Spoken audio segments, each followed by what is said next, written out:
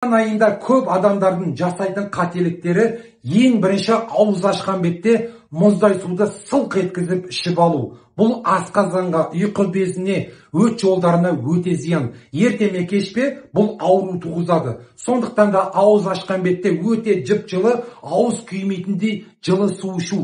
Бұл асқазанға, өт жолдарын, ішек жолдарын барлығын тазалап шығады, өте пайдалы.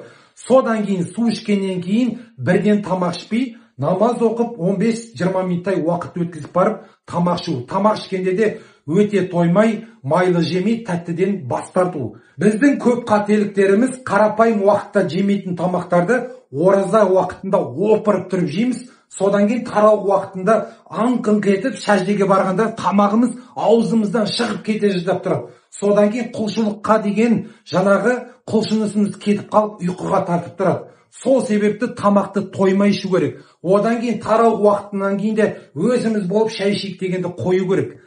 Сәреге дейін жып-жылы қарапайым жылы суды ішіп жүріп, сәре уақытында ғана тоймай тамақ ішсеңіз, сол кезде ғана құлшылықтың дәмін сезесіз, күш-қуатыңыз да жақсы болады. Осы видеоны жақындарыңызбен бөлісуді ұмытпаңыздар. Алла тағала сауаптан жазсын.